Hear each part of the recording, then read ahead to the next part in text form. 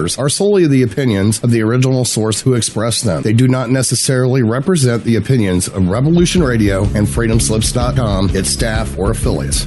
You're listening to Revolution Radio, freedomslips.com, 100% listener-supported radio, and now we return you to your host.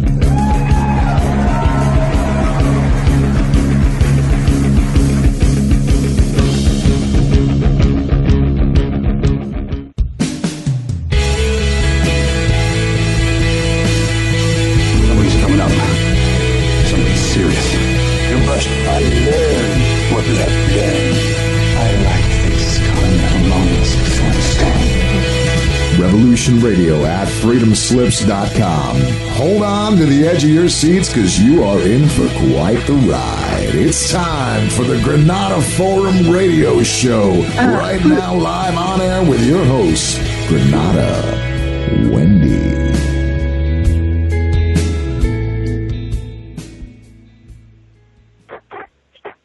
Hey, good evening, ladies and gentlemen, and welcome to the Granada Forum Radio program. This is Revolution Radio.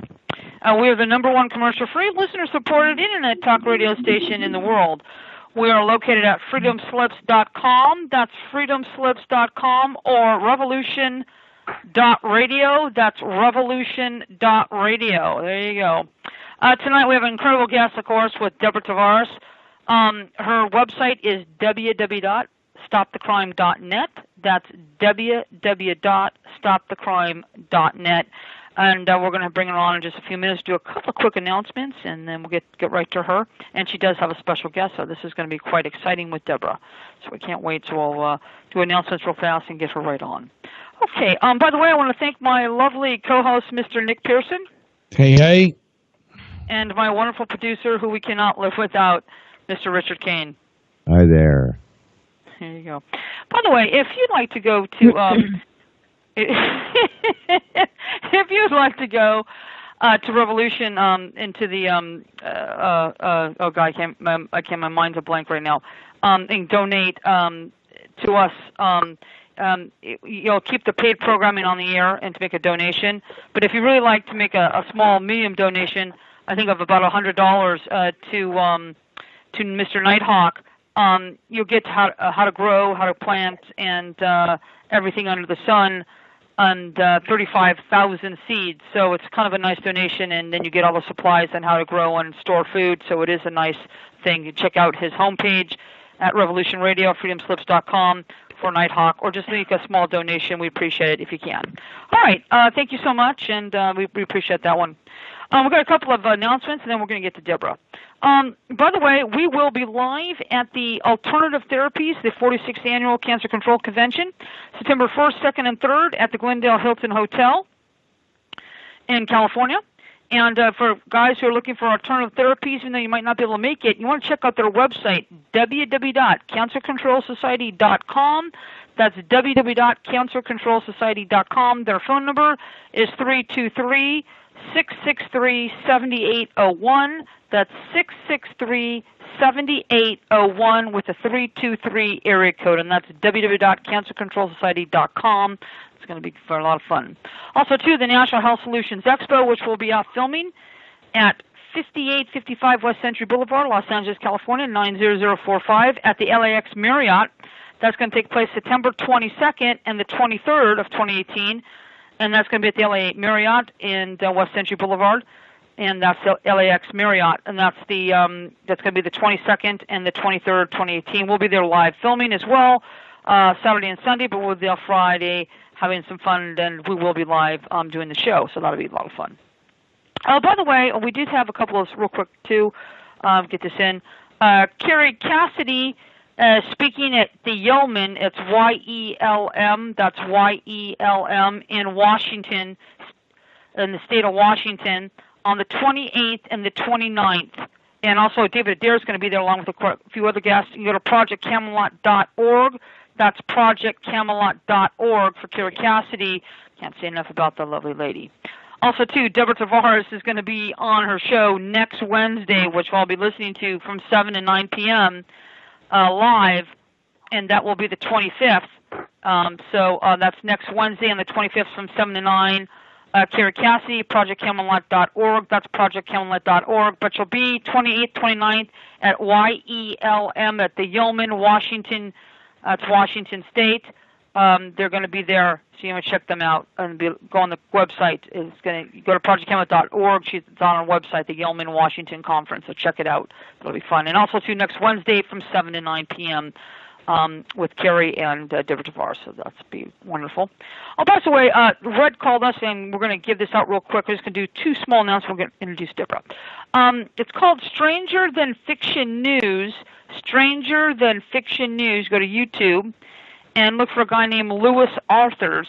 Unfortunately, it's about Tucson, what's happening in Tucson, Arizona, about children being raped and beat up and just child trafficking. It's not very pleasant, but we realize people need to know about it. So that's Stranger Than Fiction News on YouTube. The guy that's doing this is Lewis Arthur, and you might want to check that out. That's what's going on in Tucson, Arizona. It's not pleasant. I'm sure people of Arizona want to stop, so that's always a good thing. Also, too, real quick, I wasn't sure. I haven't been able to verify this, but somebody told me that the country of Japan is on alert for things that might be going on in North Korea. But I haven't been able to verify that, so I'm going to have to go check some stuff. But that's always interesting news. We're going to bring on our wonderful guest, Deborah Tavares, and I know Nick is going to be eager to ask a quick question.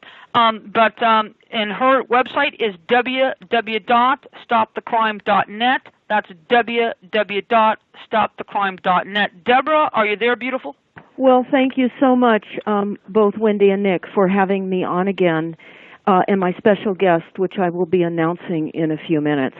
Regarding the atrocities that are happening with child sex slave trafficking and the abuse that these children are facing, this is global. This is happening all over the world. And what I would recommend everybody go and listen to is go to stopthecrime.net.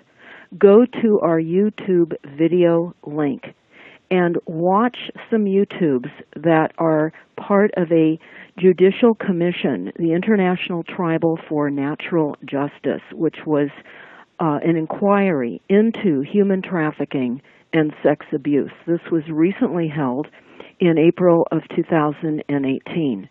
Now, certainly while you said, Wendy, this is a horrific topic, everyone needs to know just how horrific it is, because it is going on in your neighborhoods, in our neighborhoods, everywhere.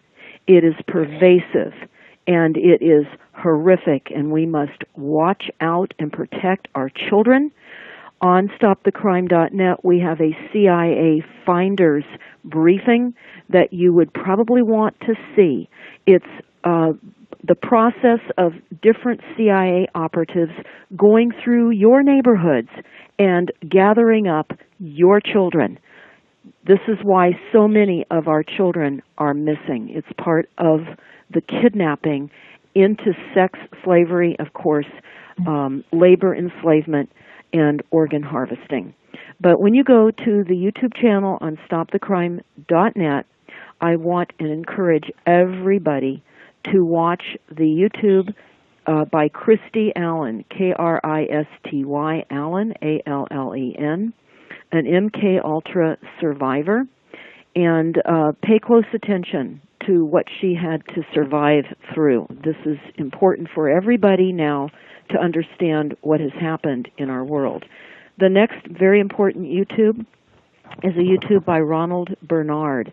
Understand what and how MK Ultra is imposed on people through torture and sexual abuse and the atrocities that occur upon children at very, very young ages. The inquiry into human sex trafficking and child abuse also discusses live organ harvesting ceremonies and testimonies about live organ harvesting. And again, many survivor testimonies, and this is absolutely critical. And I'm going to read one aspect of this tribunal.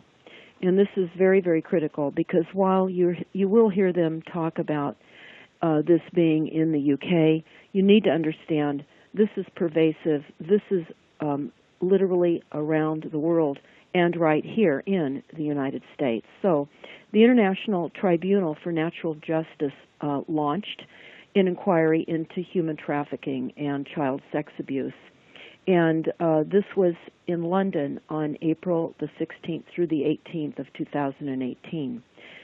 There are multiple filmed testimonies. There are about 20 testimonies that all of you should be watching. And they're, of course, now available for all of you to view and share. They're requesting everyone to share these far and wide.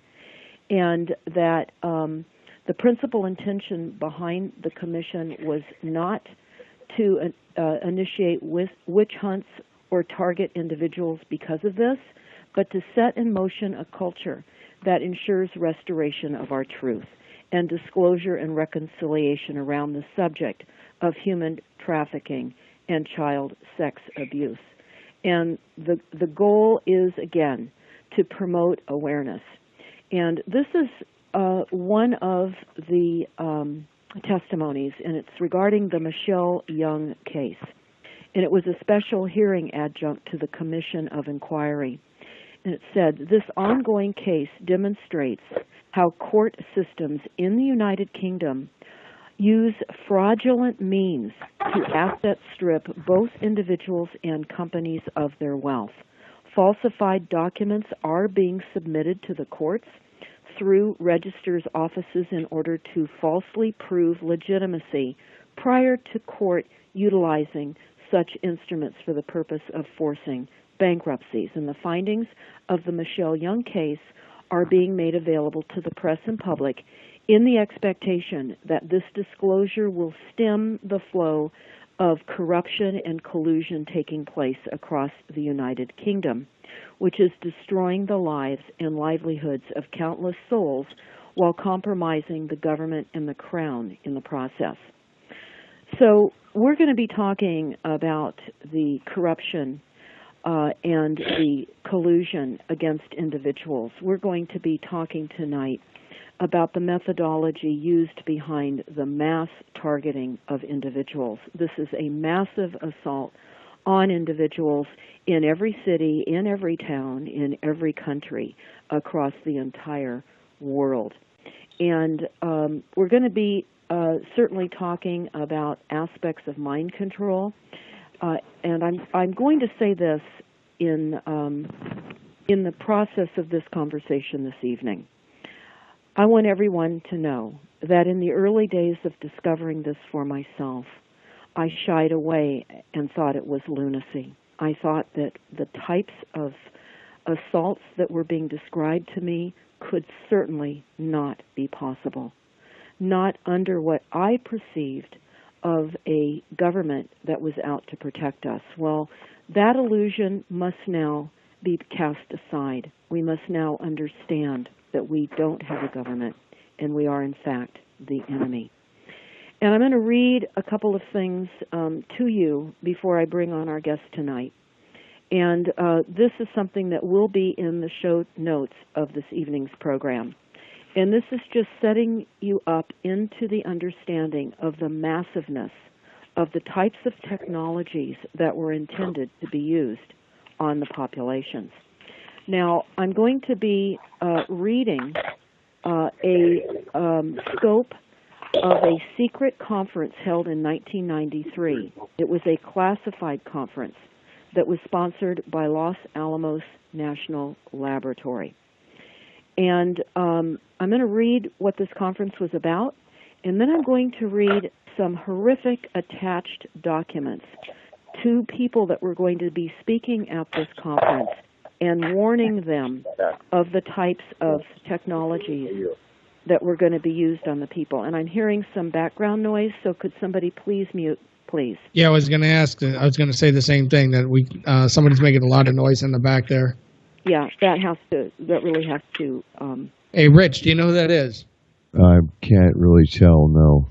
Okay, well, I don't hear it now, so it just is very distracting. And this is too much of an important topic for distraction, although distraction on these topics also seems to be the name of the game. So here we go on this secret a classified meeting at Los Alamos National Laboratory back in 1993. Here was the scope.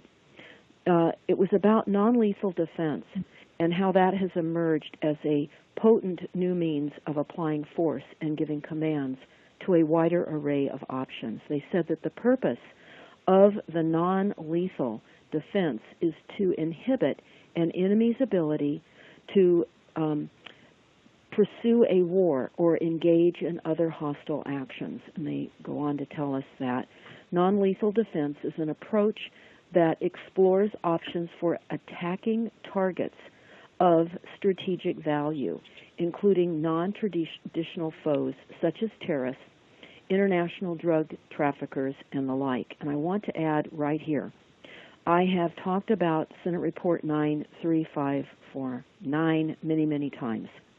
And it is important to understand we are all the enemy.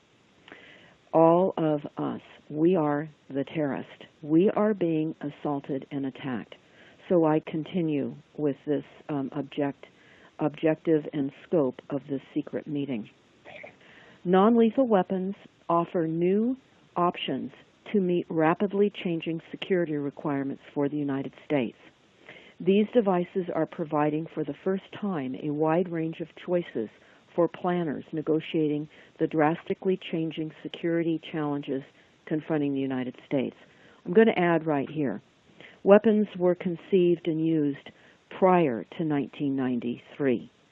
So don't think that all of this only started then, as I continue with this scope. Non-lethal concepts currently are being deployed by the U.S. Army, Air Force, Navy, and Marine Corps. The focus is on providing technologies that support conventional operations and have applicability across the continuum of conflict. Many of these techniques are designed to degrade the threat. In other words, degrade all of us. Different organizations have different approaches to the concept of non-lethal defense, as well as the use of different technologies, with a sea of technical opportunities. The purpose of the conference that I'm discussing is to bring together industry, government, and academia to explore the potential of non-lethal defense mechanisms and requirements.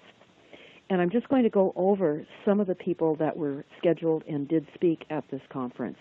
It's important to note some of the topics as well.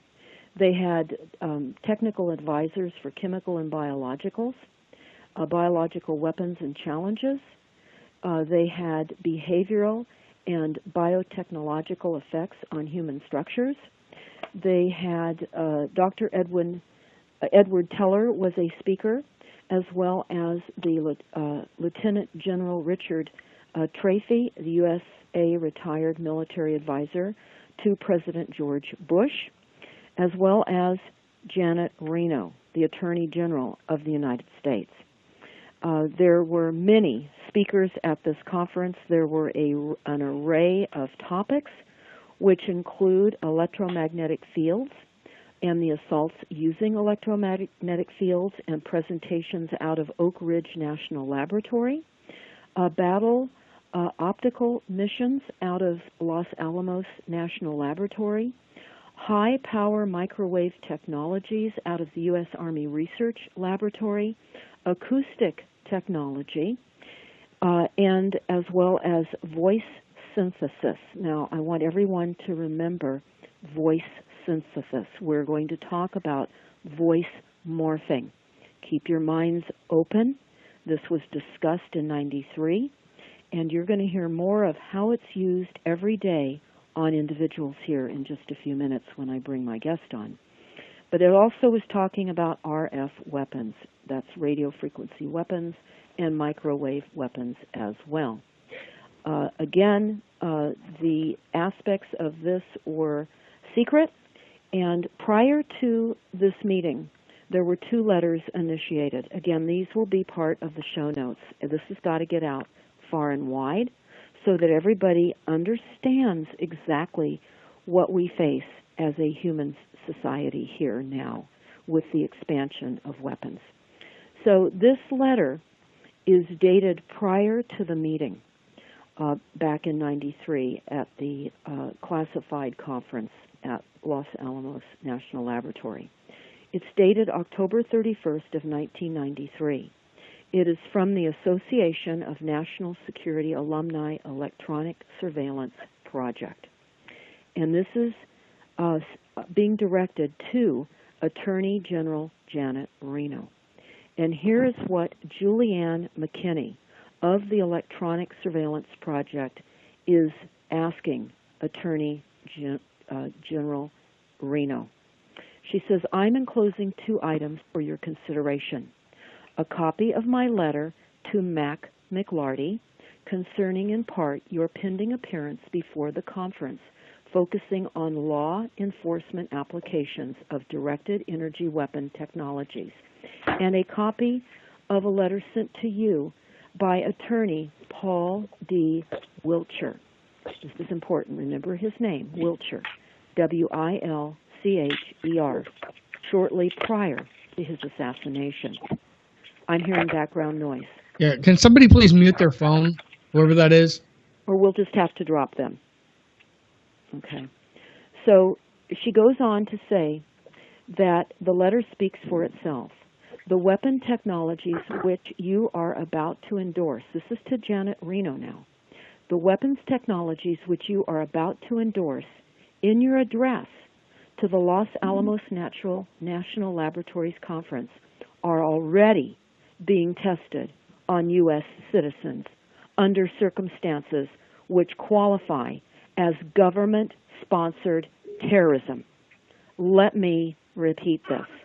The weapons prior to October 31st of 1993 have already been tested on U.S. citizens under circumstances which qualify as government-sponsored terrorism.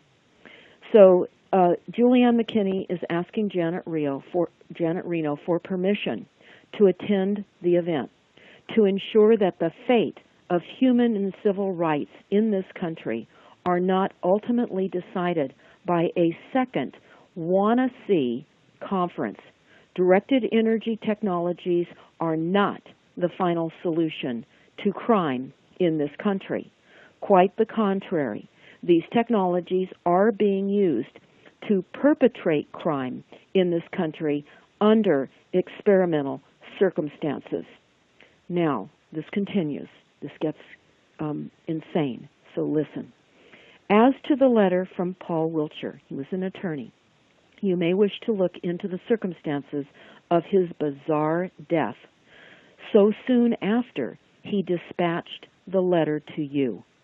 I did not know Paul Wiltshire, nor am I personally acquainted with his former client, who was a man by the name of Russ Backer, who is the primary subject of this letter.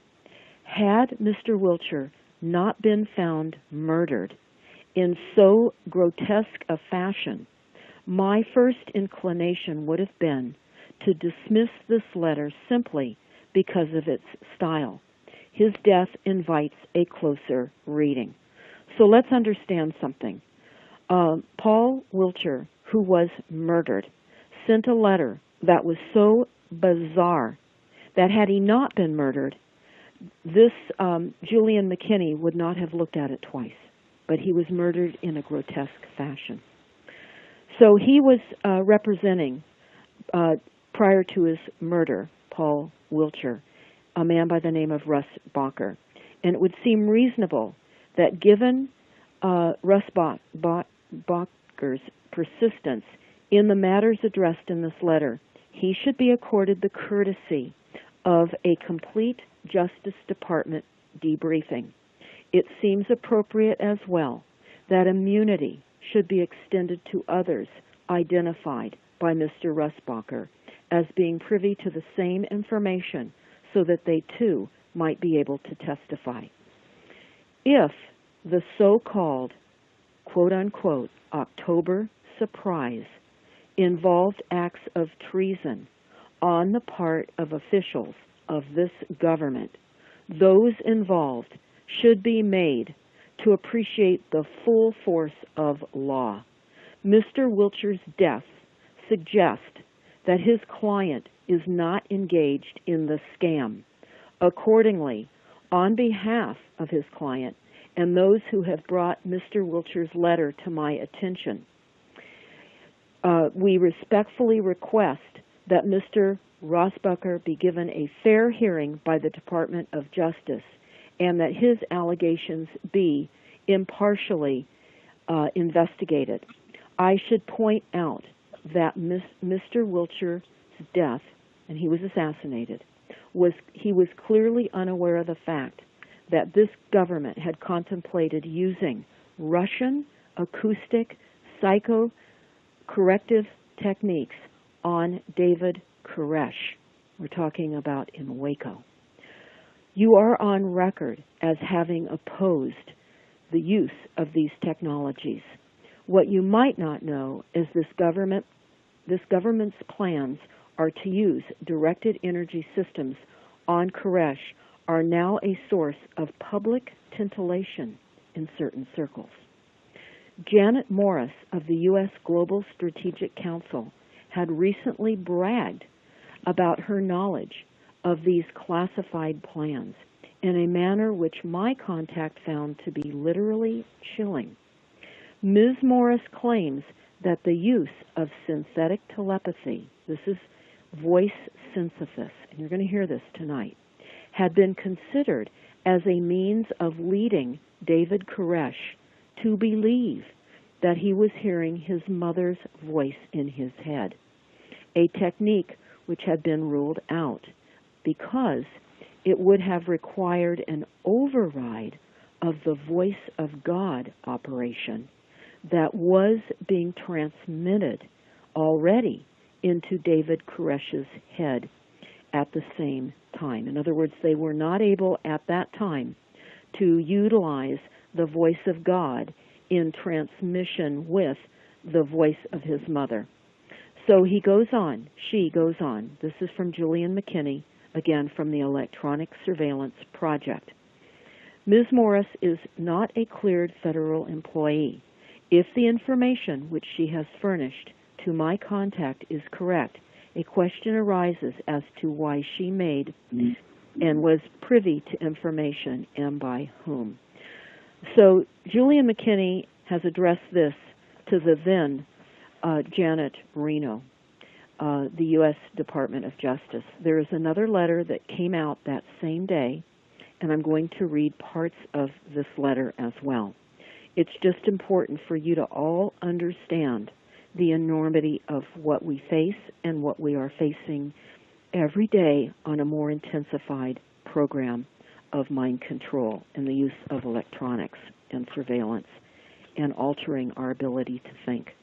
Again, on the same day, October 31st of 1993, and this was prior to that secret meeting at Los Alamos National Laboratory, and it was also again from Julianne McKinney, who again worked and was with the Association of National Security Alumni of the Electronic Surveillance Project. She goes on, as I discussed, I'm enclosing a letter, a copy of my letter to Janet Reno regarding Paul Wiltshire and Gunther Rosbacher, and in part her plans to address what appears to be a second Wanna-See conference regarding the use of directed energy systems as a final solution to crime.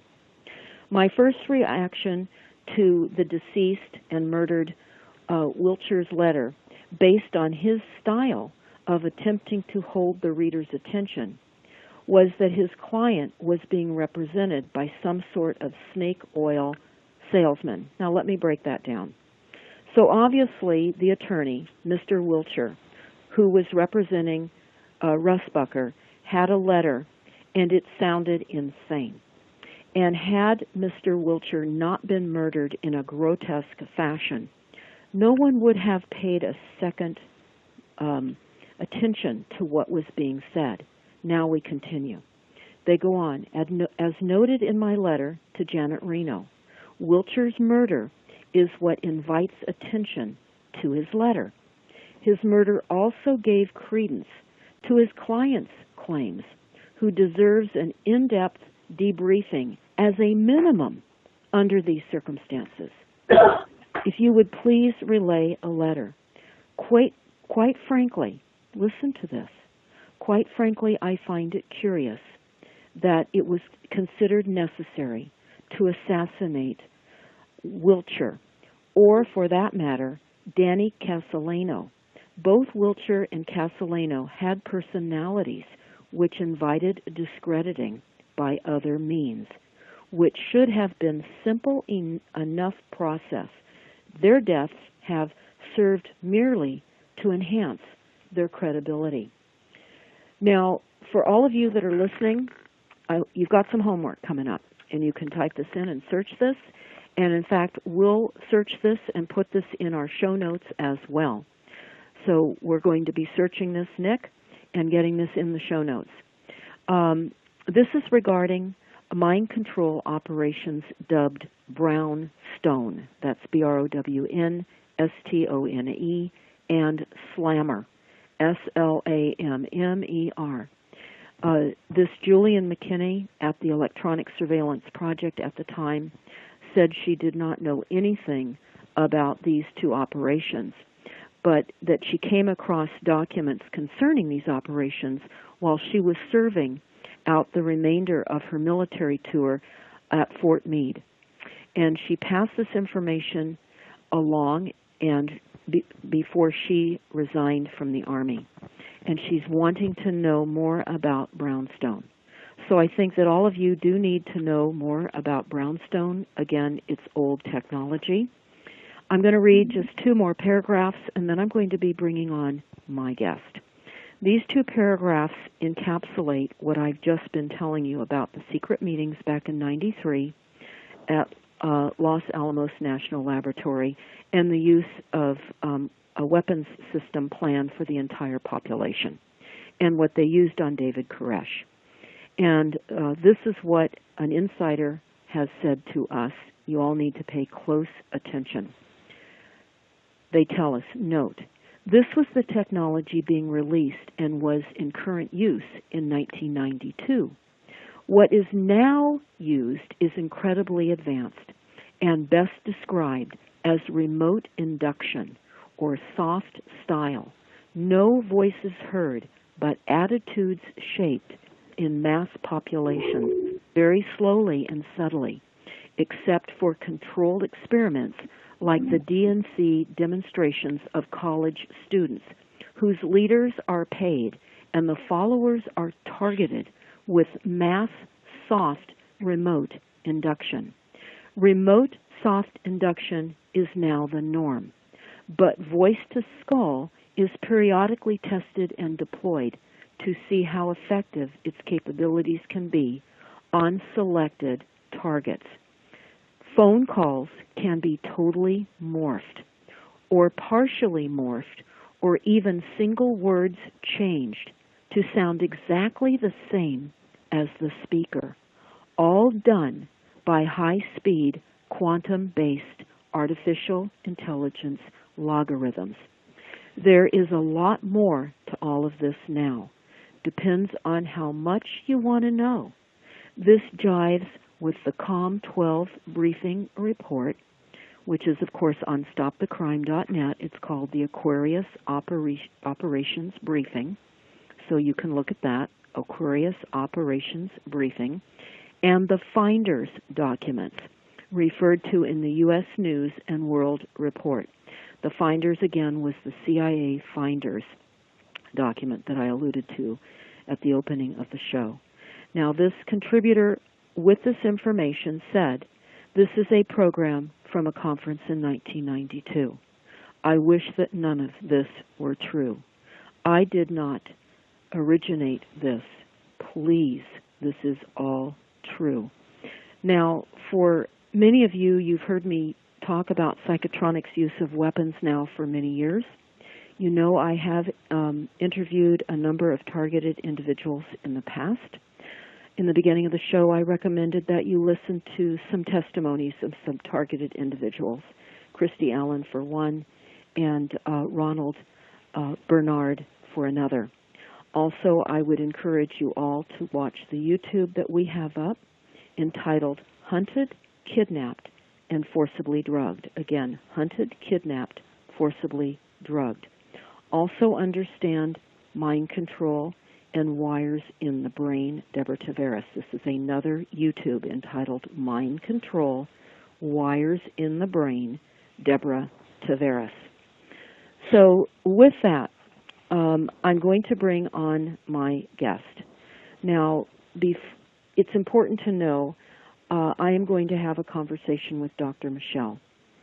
I have met Dr. Michelle probably about 7 or 8 years ago. My husband and I and others in our group were hosting movie nights for those of us that need a night out but want to see what's really happening in this world. So for many, many years, actually, I think at least 4 or 5 years, we were hosting movie nights. And Dr. Michelle found her way to one of the movie nights 7 or 8 years ago where I met her. Now, when she first started talking to me about her assaults, I found it absolutely impossible to believe. It took me a long time to wrap my head around the enormity of the assaults that she has been experiencing. We're going to share this with you now in hopes that you will have a better understanding of what these assaults look like, what other people around you may be saying is happening to them, so you can be an advocate for the torture and the inhumane treatment that many millions of people are going through. And we are going to talk about what this feels like so that you will have an idea of how you will be feeling. No one now is going to be void of the neurological entrainment that is being launched globally. So with that, Dr. Michelle, it is my pleasure to have you on this evening. Would you please say hello to the audience and do a very brief introduction about your personal challenges with being targeted and perhaps a little how you want to be targeted. I don't want to press you into saying anything that will cause you more danger or harm. So, again, thank you for joining us this evening on the program, Dr. Michelle. Thank you, Deborah. I don't think you need to worry about that. I'm a pretty high-controlled target. And so would you explain that to people, what you mean by that? I want you to explain what high-controlled means. What it means is that people are targeted in different ways, and my targeting seems to be more severe than the average targeted person, and I believe the reason for that is because most people are targeted because of their political beliefs or because of something that happened with a business transaction. My targeting started with the cover-up of a county case by the FBI. And so... so in other words, you were seeing a cover-up, and they started to target you. Okay. Yes. So in other words, you were trying to do the right thing, and then you became targeted. Right. Basically, I dealt with county corruption regarding my son, Nicholas McDonald's abuse and pedophilia from his father. And then there was something that happened in addition to that, where I went into the law library in San Francisco looking for some help because they had basically completely destroyed me, took all my money, took all my property. Now, how did they do that? Let's talk about how they did that. What happened? And were you aware of what was happening as this was coming upon you? Let's talk to the people that are listening so that they know what was going on with you at that time. They were destroying you, taking your money. What did that look like? Well, what it looked like was I ran with my son out of the state. I had most of the custody. My ex-husband's own friend who was on the police department investigated him for the child abuse, and he actually took jurisdiction away from the CPS, who was supposed to do the investigation. And, then all the police who knew my ex-husband in the county of Napa, it's a really small town.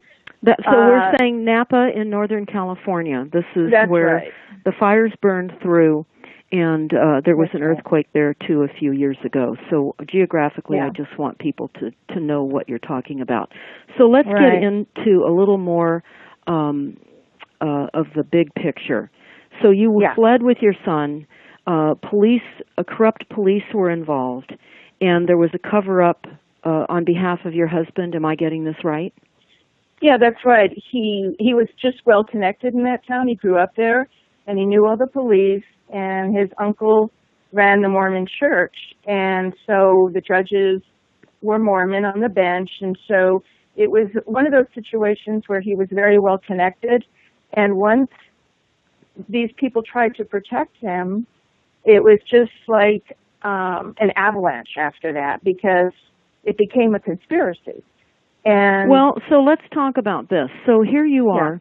You're trying to protect your son from a man that has sexually abused him. That's right. And the police are in on it, and you're running with him to get away.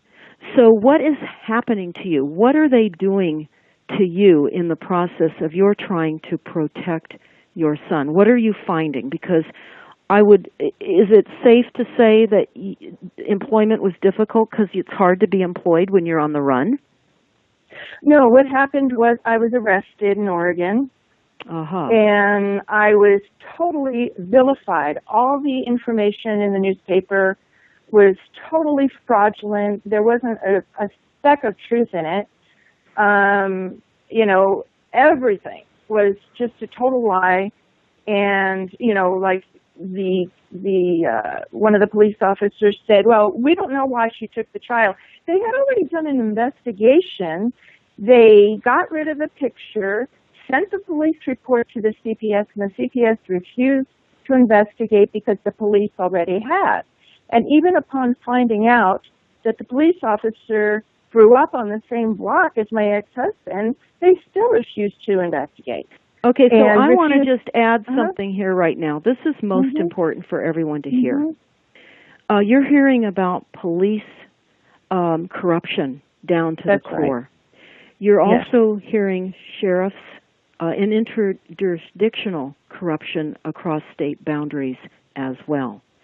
You're hearing about the protection of a criminal act against a child. This is very, very typical to the kinds of things that are happening everywhere in many instances. This is not just between Napa, California, and Oregon. This is the kind of criminal network that is everywhere. It's a black ops network, and this is why our country is being taken down. So here you are in Oregon. You've been arrested. You've been vilified. And you're incarcerated. So just do I'm incarcerated. So how long are you in prison? Well, let me just give you an example of how I was vilified. They raised the bail from $50,000 to $500,000. So what did you do then? How did you even get out? Well, I finally did, but even one of the police officers that was involved said that it's more than that. I was completely railroaded in the county. I wasn't brought down for hearings. They took my money out of my purse. At the time I had almost $35,000 in my purse, which was what I had left after spending hundreds of thousands of dollars on attorneys. So you were fleeing, so you had cash, so you could survive. I had cash. And they stole it. So here you are. Your bail is set at $500,000. Right. They stole it. But if they didn't steal it, I could have bailed myself out with my money. And they didn't want that. Right. So they left you. they violated every constitutional right that I had. They wouldn't let me... So let me stop you right now. Mm-hmm. Everyone that's listening, you need to understand we're not under a constitution. The United States was bankrupted in 1933, and we were turned over to the international bankers in the United Nations. The Constitution no longer exists. Again, we are the enemy under Senate Report 93549. And just like Dr. Michelle, I thought at one time before I knew that we had a functioning Constitution.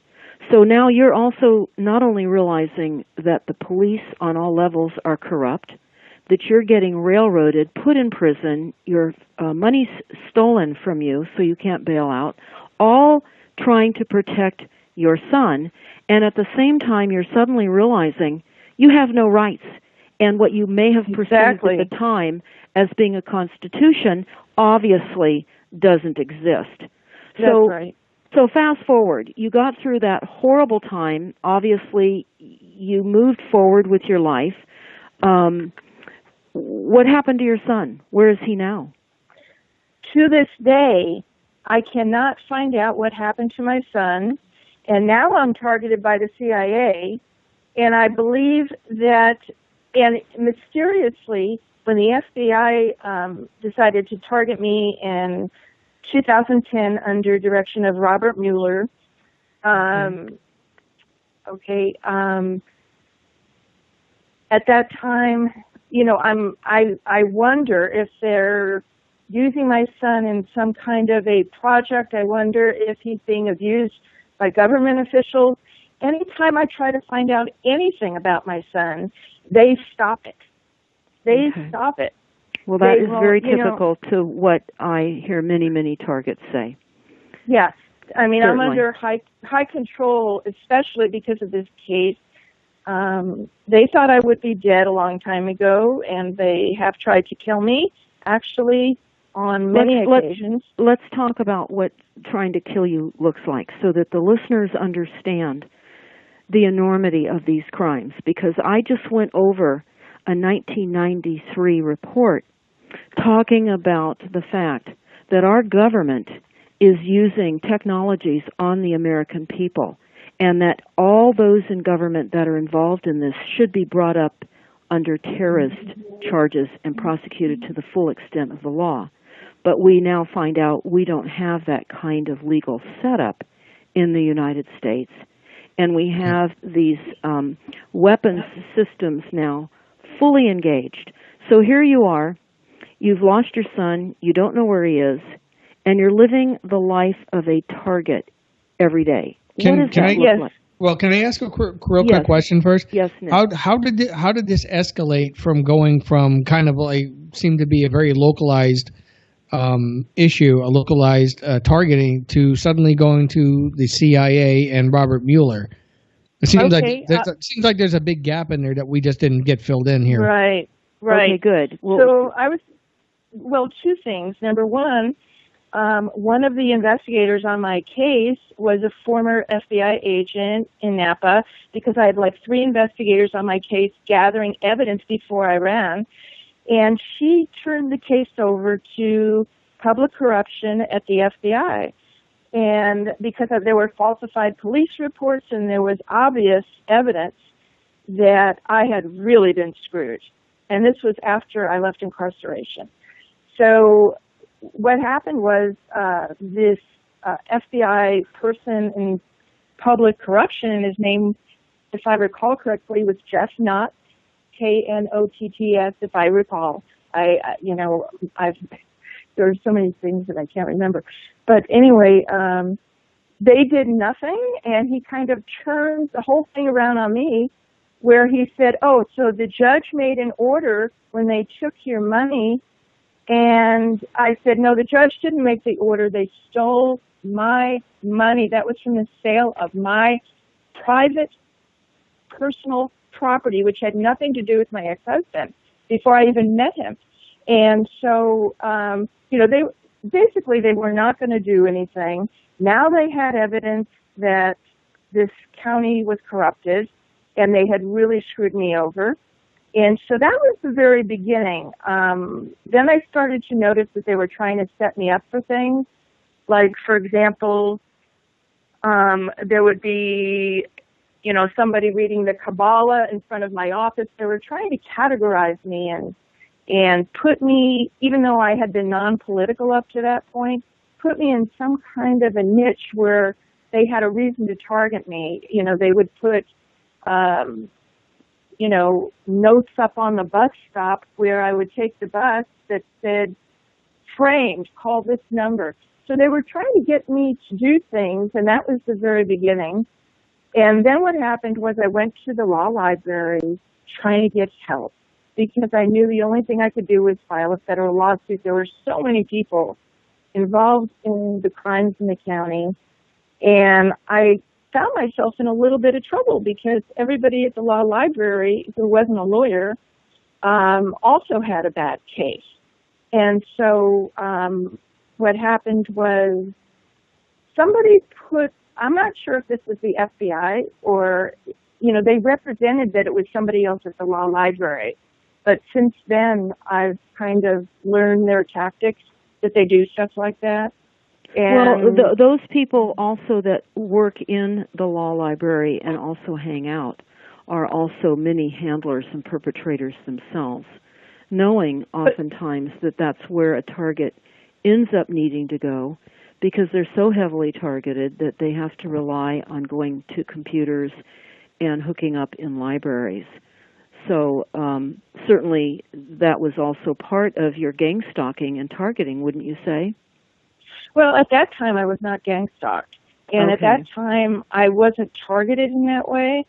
But what ended up happening was they put something on the Internet which made me a target. They tried to misrepresent me, and it caused people to come after me. And then I don't want to go into too much detail about this except to say, because it's very complicated, except to say I should have been a witness in a federal racketeering case. And what ended up happening was Robert Mueller decided to do the case completely different, leave me out. I was never deposed. I was never a witness.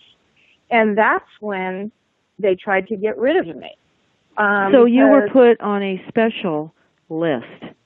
And for those of you that are listening, this happens frequently. This is a common method of literally sequestering other boots-on-the-ground gang-stalking teams that start to consistently assault targets, also known as TIs.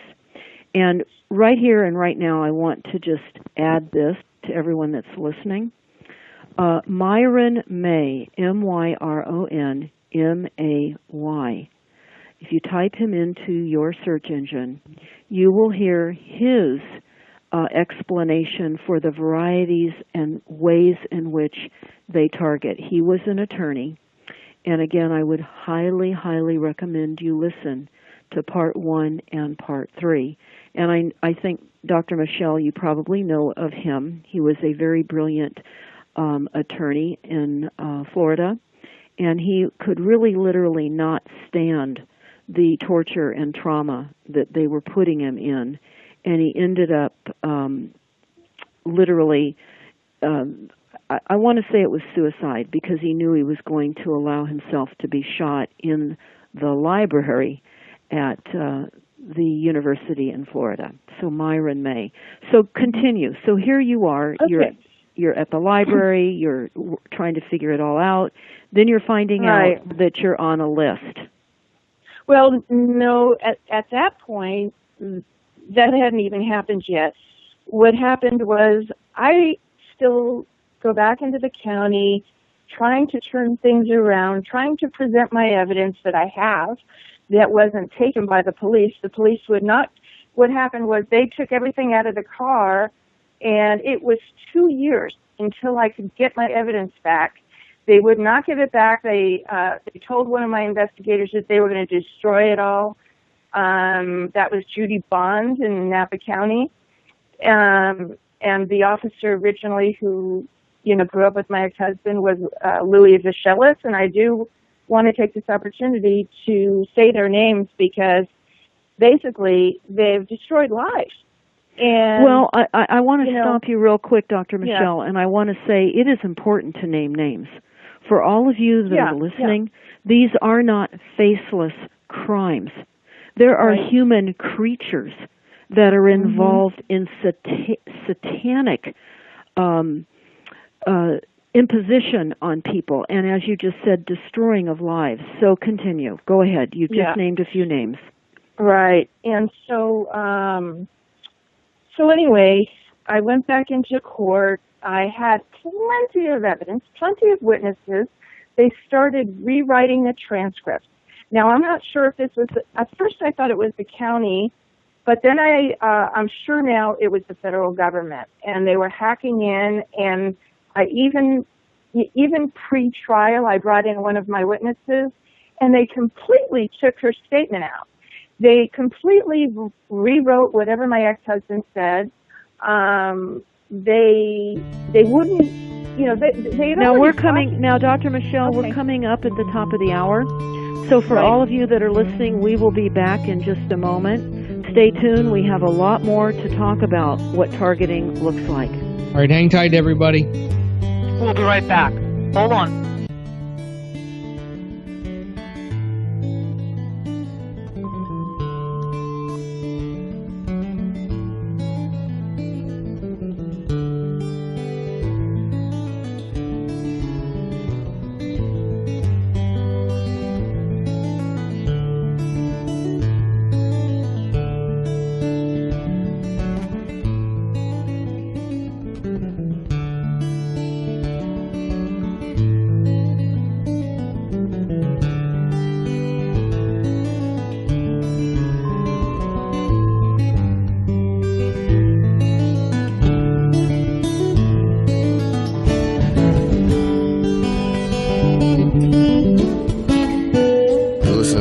Radio at freedomslips.com, and we'll be right back after this message.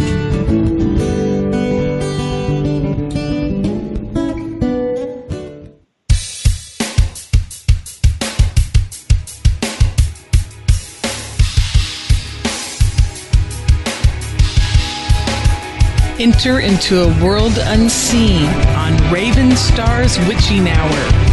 You will encounter eclectic topics from the realm of spirit brought into our matrix of truth.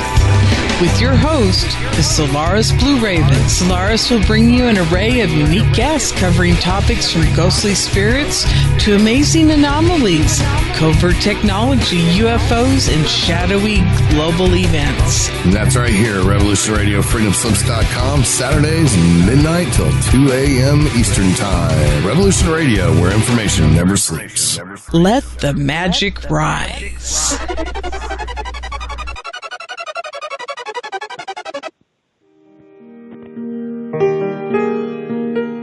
This is Barbara DeLong, host of Nightlight Radio, inviting you to join me on a cosmic journey, exploring a metaphysical montage of spiritual material, covering everything from the mundane to the magical, UFOs to unicorns, and everything in between, including spiritual readings for those who seek enlightenment. Let Nightlight provide you with equal measure of light, love and laughter, insight, wisdom, and inspiration.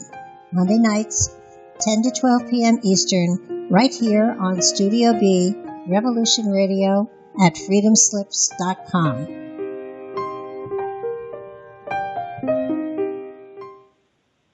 The opinions expressed on this radio station, its programs, and its website by the hosts, guests, and call-in listeners or chatters are solely the opinions of the original source who expressed them. They do not necessarily represent the opinions of Revolution Radio and freedomslips.com, its staff, or affiliates. You're listening to Revolution Radio, freedomslips.com, 100% listener-supported radio, and now we return you to your host.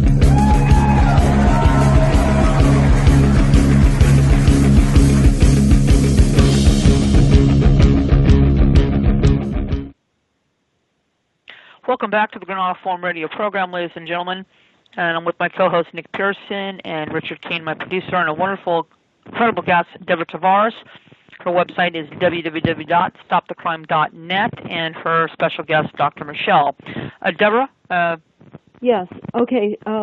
Dr. Michelle, I want to just add a couple of things for the listeners, because people are hearing a really chaotic existence, things that are happening to you, and this happens to many, countless people, what everyone is hearing right now. This is not unusual. Transcripts get rewritten. Transcripts get retyped. Information gets stolen and deleted. In fact, for all of you, I have been talking to Dr. Ronnie Kilde, R-A-U-N-I, Kilde, K-I-L-D-E, about the attacks on her. And she ended up testifying at the Belgium Targeted Individuals Conference a couple of years ago. Sadly, Dr. Ronnie Kilde was murdered. And everyone listening, you need to understand. I was telling you how they murdered the attorney, trying to warn everyone that these technologies being discussed by Janet Reno at that secret conference was a terrorist attack against the American population. So I'm going to say this quote. It's a very famous quote from a philosopher. No man is more hopelessly enslaved than he who falsely believes that he is free. And why I am saying that is because the extent of mind control at various levels now throughout society has literally affected every single one of you and me and everyone else to various degrees. We have certainly been taught falsehoods in school, and we have been set up.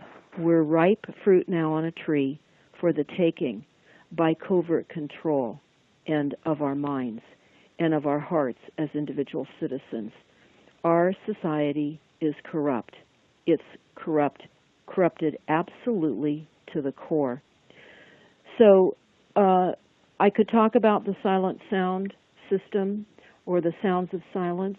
It's a military intelligence code word for psychotronic weapons of mass mind control, tested in the 1950s and perfected in the 70s and used extensively as modern U.S. military in the 90s, despite opposition and warnings from many people. These mind-altering covert weapons are based on subliminal carrier technologies or silent sound spread spectrum, SSSS, also nicknamed SQUAD, S-Q-U-A-D, in military jargon.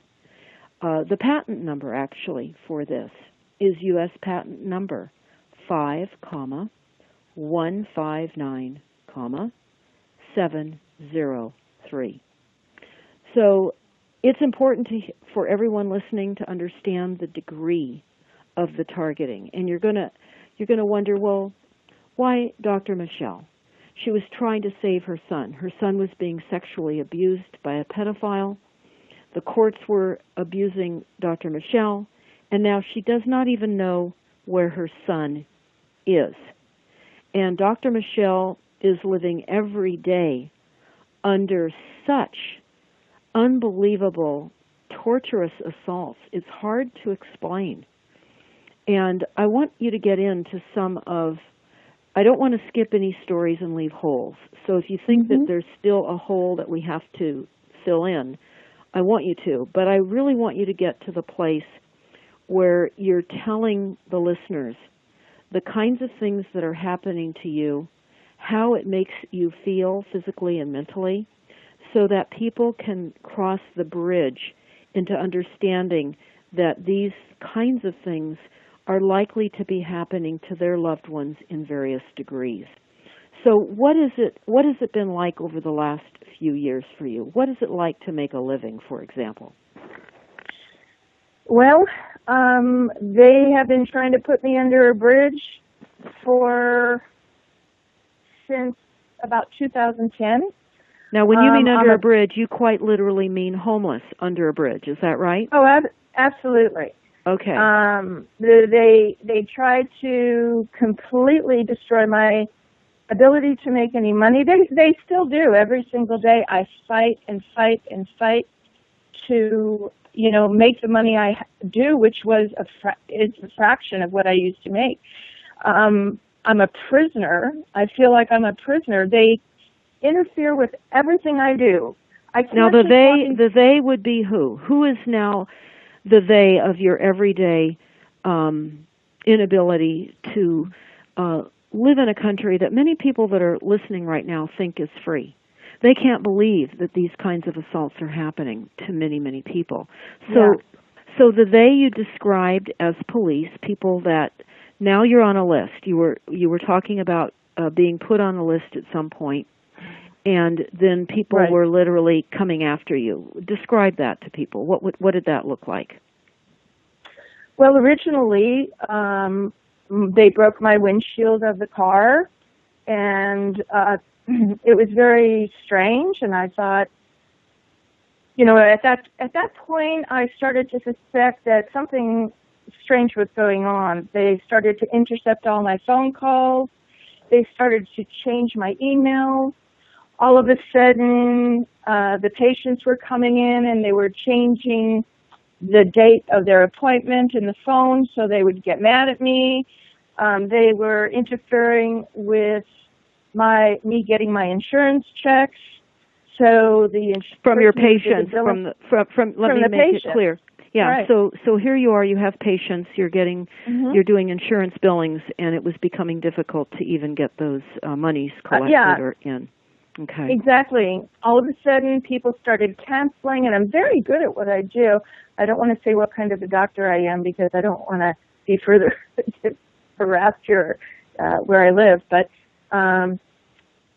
all of a sudden, people started canceling, and there were too many coincidences, you might say. Was there more damage to your car, more damage to your personal effects, like you had the broken windshield? Oh, my goodness. Oh, my Let's goodness. talk about that so people can start understanding. Yeah, they started breaking in and breaking everything down. They started breaking my car down. I had to change the insurance on my car to get a policy where, they would tow my car with, limitless. Instead of 3 with AAA, I had to change insurance companies because every week my car was getting towed. They were, wherever I went, they'd, slash my tires. They would, break electronic equipment. They would, just destroy things in general. Now, I want to stop you right here because I want to add something. Yeah. What Dr. Michelle is saying right now, I have witnessed personally. My team went out and was actually filming a target being assaulted. And what we witnessed was this target's car parked in a parking space that was a legal space to park in. I actually parked a few spaces away. And a security guard pulled up behind the target's car and got out, parked their car behind the target's car and started writing or pulling out and looked to me to be starting to write some kind of a traffic or ticket, a violation. And because I was watching for the targeting that was happening and observing with my own eyes, I walked up to that person and I asked them, what are they doing? That this person is actually meeting me, and why are you here giving them a ticket? They're parked in a legitimate parking space, and I told them to leave. They did, but they parked around the corner and were observing. So I want to tell you with my own eyes, and it took some experiences with my own eyes and the eyes of our investigating team to understand what Dr. Michelle is telling you. So go on. So your car is being vandalized. You have to change insurance. It's getting towed frequently. And you're spending a lot of money to keep your car running as they continue to cause you damage. Exactly.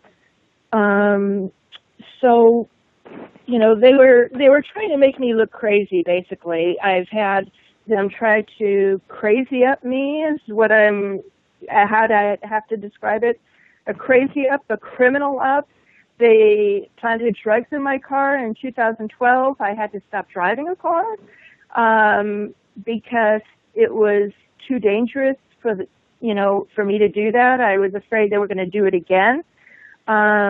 They tried to, they completely start attacking you when you're with friends. So now wait a second. So now you're with you. So hang on. So you're with friends, and during the process of actually being with other people, you are being attacked. Is that what I'm understanding you to say? Yes, but I missed a part, and this part is really important. Okay, so let's explain that. Okay. Well, when I first became physically attacked by government agents, what happened was they came in at night. They went through all my paperwork. They took the most important evidence. And in the morning, I wake up, I have an injection mark in my arm, and I'm feeling, I was sick for 6 weeks. They injected me with some kind of, heavy metal material, and I spoke to a 9/11 truther, and she said that they do this to anti-war activists as well, and she heard about that. And I was so sick, and I had always been extremely healthy, and I was so traumatized the next day. And then about a week later, I didn't realize I had been chipped at that time. So now hang on, let's pause for a moment. Because everyone that's listening, you just heard Dr. Michelle say she did not realize after they broke into her apartment and injected her, she did not realize that she had been RFID chipped. Now, this is an extremely important point because this is happening. This is not an isolated situation. This is a regular, everyday situation with people all over the country and all over the world. So continue. You didn't realize at the time you were chipped. Then you realize you're chipped. How are you realizing? But here's one other thing. How did you end up finding out that you were chipped? Yeah, that's what go ahead and explain that to everybody. Okay, there was the injection from whatever materials they put into my bloodstream to make me so sick, and then the area where I was chipped, and I'd rather not say where, but I heard from Dr. Hall that basically that's a very common area where they chip you. And it started to swell, and I had never had any swelling there. So it swelled for about 3 days, and I thought, what the hell is this? And then I was in my office, and all of a sudden, I started getting microwaved. And I had to go down. Now, hang on. Mm-hmm. So now you're getting microwaved. Describe what that felt like. What were you experiencing? Because I know what you're talking about, but I want you to explain to the listeners so that they understand the feelings and what was happening. Were you able to see who was microwaving you, number one? No, but my office at that time was down the street from the city center, and I understand that they have actually these weapons on top of these city buildings for riot control. So I think it could have come from that because later on when I figured out what was going on, I was in the vicinity so many miles that the microwave could actually reach me. It was either that or later on, what would happen was they would try to separate me and make all my friends think I was crazy. So I would go over to someone's house for dinner, and all of a sudden a graffitied big truck would pull up in front of the house, and I'd start to get microwaved. And I'd say to my friend, I can't stay here. I'm sorry, I have to leave. And so what they were trying to do was drive me out of everywhere. They were trying to drive me out of my office, drive me out of my, So now, when you were microwaved, what was that feeling like? Describe what that felt like. Well, it felt like a weapon. It was red, hot, flaming pain all over, and you just had to run for cover. There was no way you could just stand there. It was, Okay, so I'm going to talk about... You have to get away from it. Right. Okay, so I'm going to talk about a weapon that was just disclosed in the Japan Times. And everyone needs to understand these weapons exist. They're now being planned to be used on protesters. These weapons, from several thousand feet away, can burn the hair off of protesters, the clothes off of protesters, even burn the banners and signs that protesters are carrying. These weapons have been used many times on protesters. So what we know, too, is the use of masers. We know that masers are also, M-A-S-E-R, are also extremely powerful. They can do everything from scanning documents in a drawer to providing real-time telemetry of a computer's activity. This is how they're changing computers. So when you're hearing Dr. Michelle talk about how they change computers, this is how. They can change the computer's activity that can be used to emulate it or records and change the output. As a weapon, like a laser, it can burn, but unlike a laser, it can't burn behind walls. But imagine that many of these types of technologies can go right through buildings and walls. It's important to understand the degree and the use and the extent of these type of weapons. So here you are. You've been assaulted, injected with a poison. You've been very sick. You have been injected with an RFID tracking chip in a horrific place. And now you are being microwaved where you go. So what have you been able, or have you known of people that have been able to reduce the targeting of this kind of torture? What could you say to that, or what additional things are they doing to you now? Oh, my goodness. If you took a film and you cut it into frames, they somehow put you in a program depending upon how threatening you are to them, they think, and cover-ups are a big threat. So somehow I got what I would call highly classified compared to other targeted people that I've known in the past who, basically have political views that they don't like. And, they tried to make me look bat crazy. They were gang stalking me. They were using phones that delivered a signal. At first it was FBI agents. So you were getting the use of acoustic weapons? Is that what you're saying? So the delivery of or voice to skull? What are you saying? The delivery of songs? Were they outside playing? They would come into my office and send plants into my office, and every time a cell phone came by with somebody who was a plant, all of a sudden I'd feel really sick. And so they started to make me afraid of cell phones, to make me look crazy.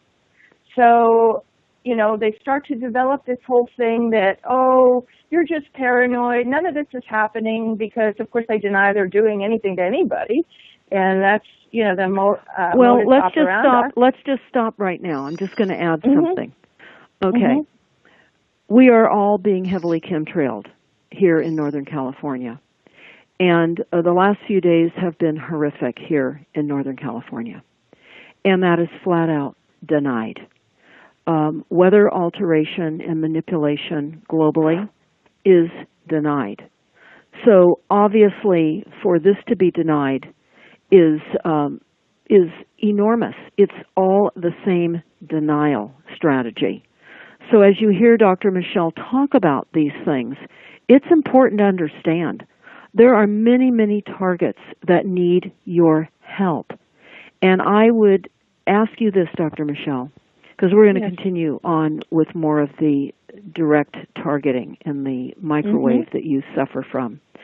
But can I ask one real question about the microwaving? Did you have any physical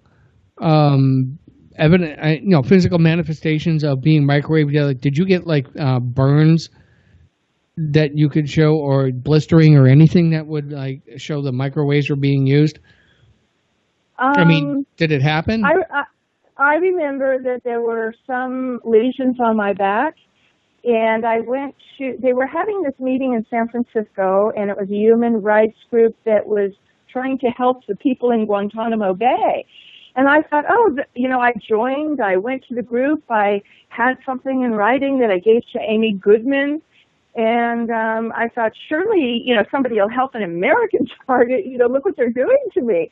Right. And I'm trying to remember the group that was helping the Guantanamo Bay people, but anyway, what I found out, and I found out from other targets that I've networked with since then, is I'm trying to remember the name of the group that was helping them. That's not important. Yeah, go ahead. Yeah, but anyway, I got no response, but what I found out is anything that goes over a fax to any organization, because these decisions are made in New York.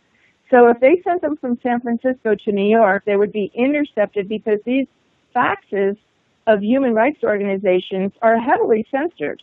They are not going to let a targeted person get a fax through.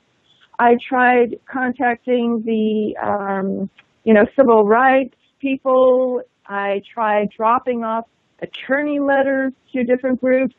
They would just break in at night, because rarely, if you give somebody a letter, even a lawyer, do they have time to read it just then.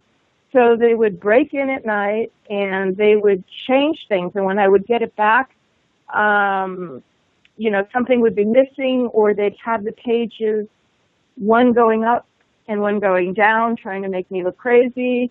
Okay, so now let me stop you right now, because I have to tell everyone that's listening. What you're hearing is absolutely real. What you are hearing is happening to thousands of people right now. You are hearing what it is like to be assaulted by a corrupt, rogue government. Bottom line. So I was going to say and ask you, Dr. Michelle, of everything that people are hearing you say, and the fact that this is all documented, there are patents with this technology that's being used against people, and you heard me read you that secret Los Alamos meeting that was held. You've heard me talk about death and murder because people were trying to stop the use of terrorism by the government. You heard me talk about the use of the voice of God on David Koresh.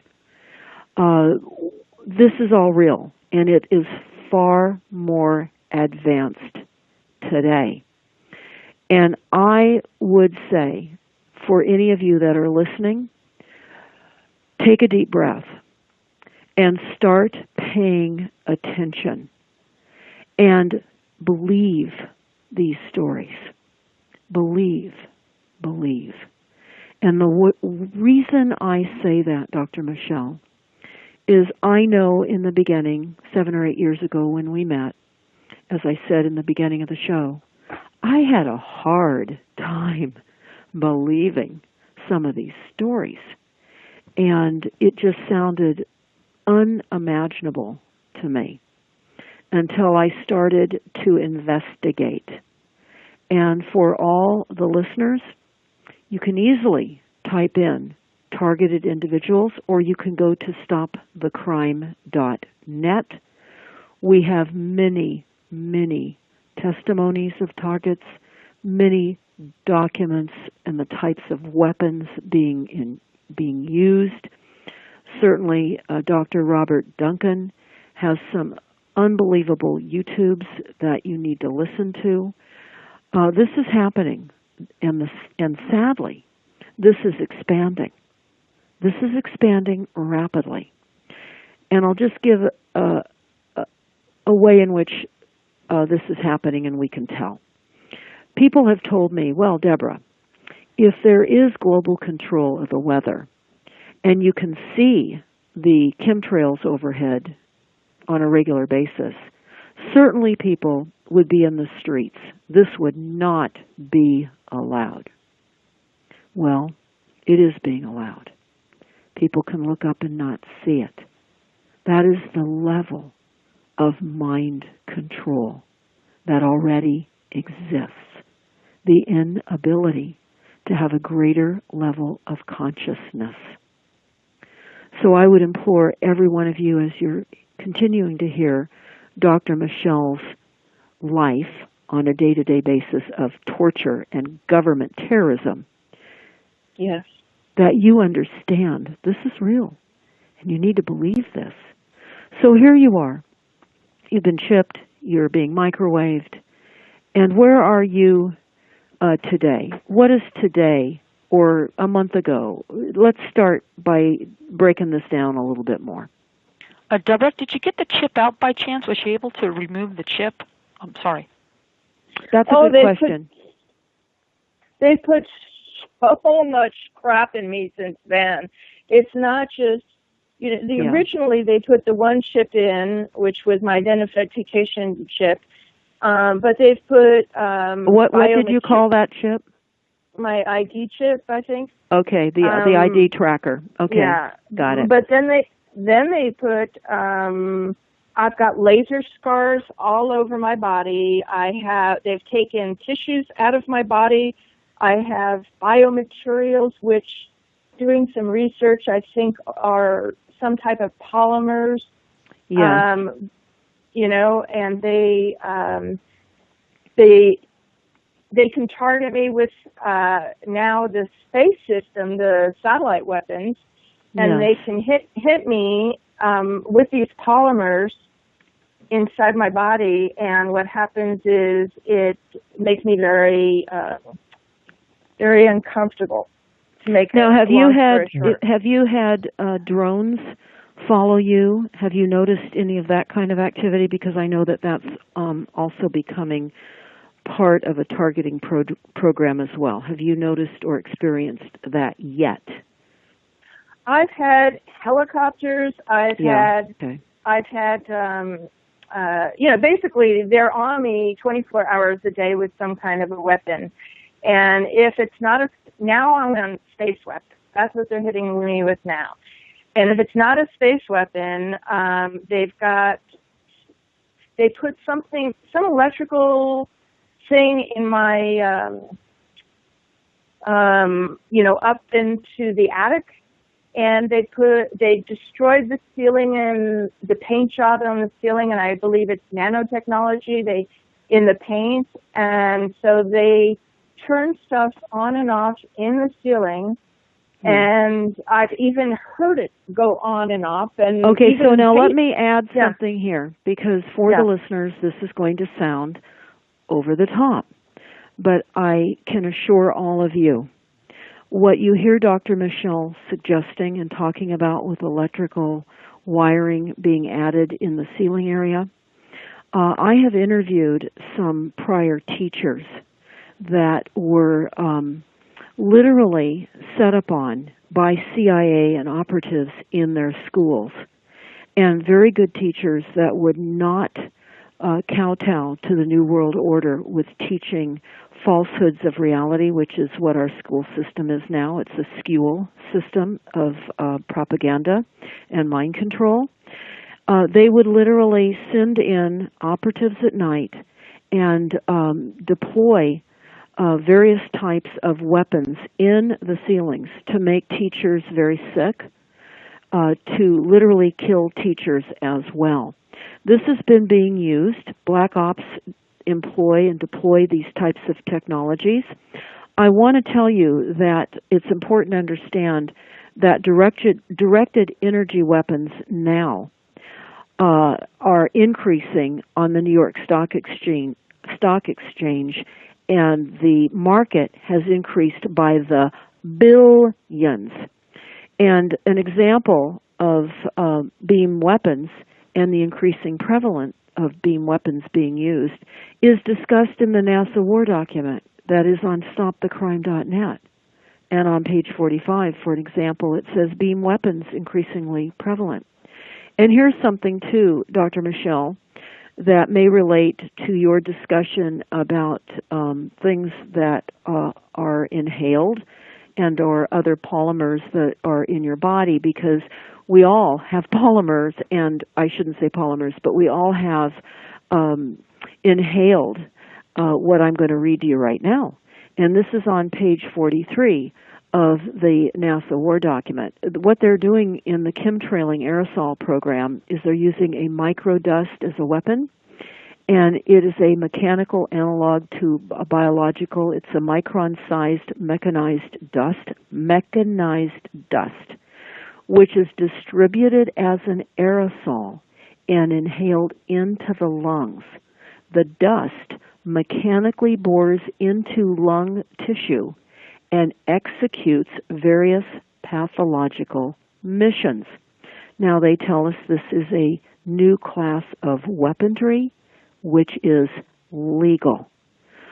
So when you're hearing Dr. Michelle talk about the kinds of assaults that she is undergoing, you need to understand microwave, radiation, chemical poisoning in weapons systems, psychological weapons systems. All of this is legal in warfare. They're using psychological, sci-fi, fake news, acoustic weaponry. We've been hearing about diplomats being assaulted in Cuba and China recently. You heard me talk about in the secret Los Alamos laboratory meeting way back in 1993, the admission that they had gotten acoustic weapons technologies from the Russians.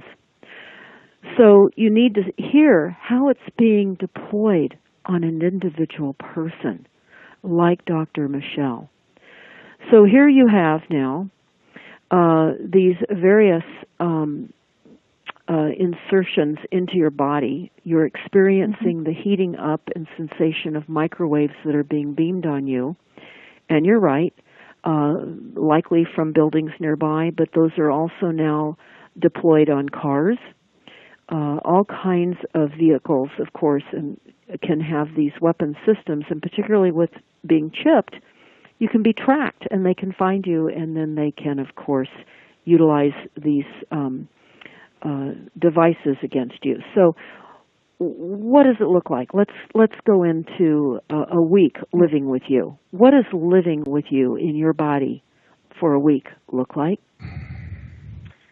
Well, maybe I'll go to the grocery store and they hack into the register and either they take something out or put something in, for depending upon what they're trying to do.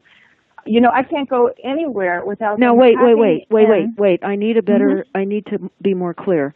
When you mean you go to the grocery store and at the register they're putting something in or taking something out, what exactly are you meaning? Let me give you an example. Like now that I don't drive, you know, normally if I go with someone.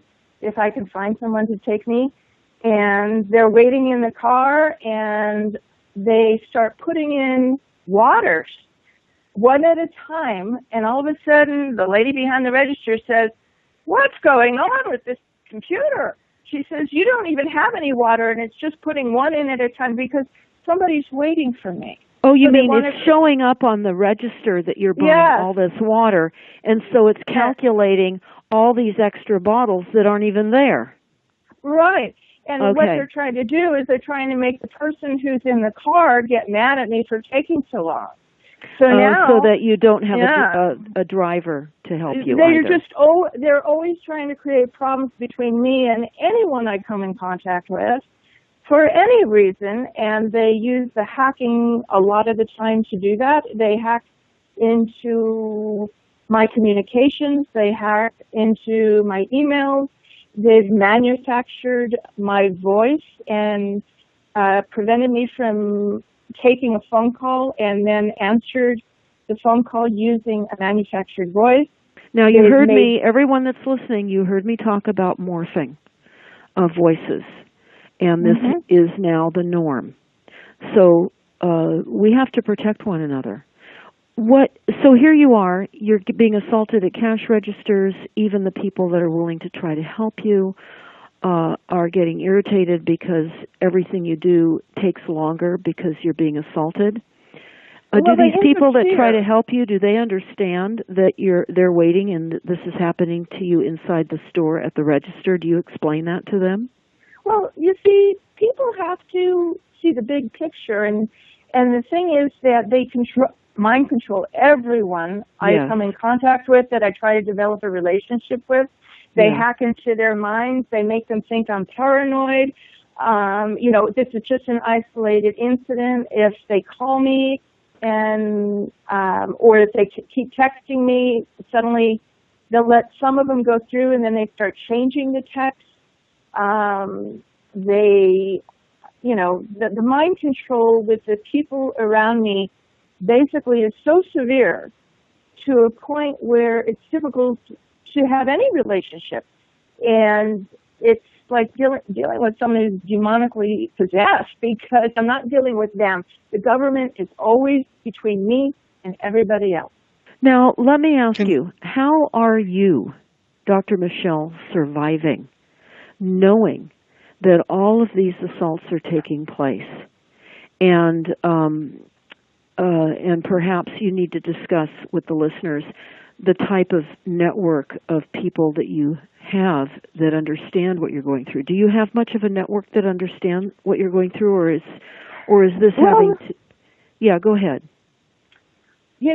I used to have more of a network than I do now, because I was driving. Some of the people that I had a network with are now dead.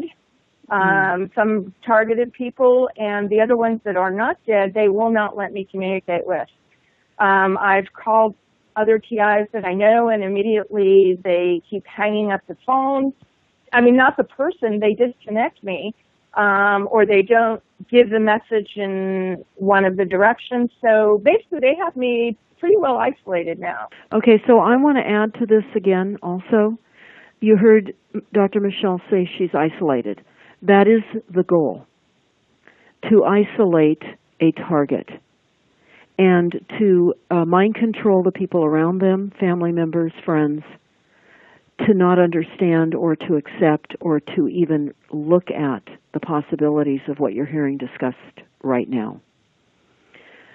And when I first started telling you, all of you, to listen carefully and have an open mind, we have to really question how much we're able to open our minds anymore because of the extreme mind controlling that has already taken place. And I'm going to refer you all to the YouTube we have up, Cooking of Humanity, and the interview we did with Barry Trower, and the discussion around the ability to change people's thinking and behavior so that you have a better grip on the reason that we all must stick together and support one another through this hell on earth, literally, that we're experiencing. So here you are, a day in the life of Dr. Michelle, isolated. What else? Well, Dr. Michelle, can I ask you a quick question? And it's going to actually be in like two parts here. Sure. What is it that, if this really starts with anybody else, what should they be looking for? What are the first things that they should be looking for to happen?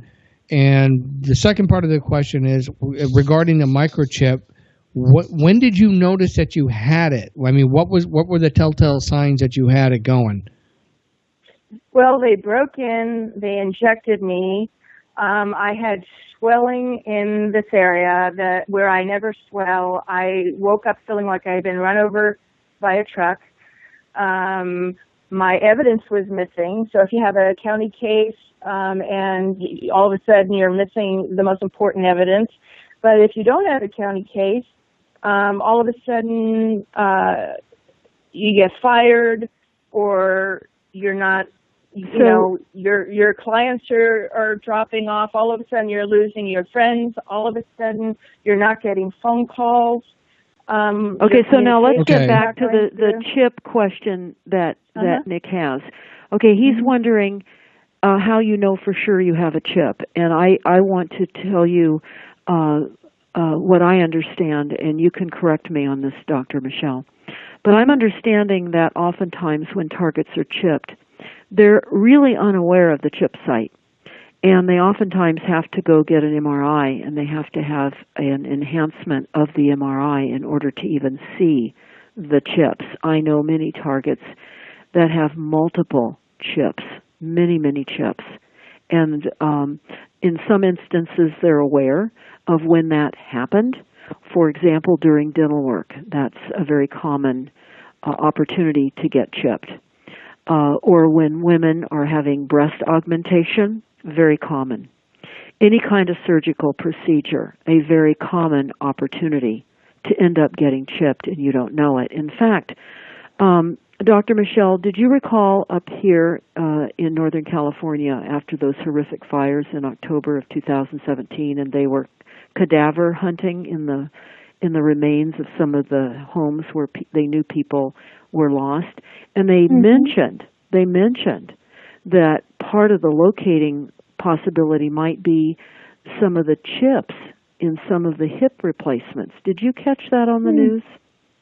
I thought that I did, and I have read that they are identifying chips in even pacemakers, and prosthetic materials. So well, let's also just even bring it down to the chipping of our animals. All our animals are chipped, and in fact, most recently, I discovered a corporation, a company that has a pet door that you install in your regular door, so your chipped animal can be specifically identified and go in and out of the door and not allow another animal that does not have that chip identification to come in that door.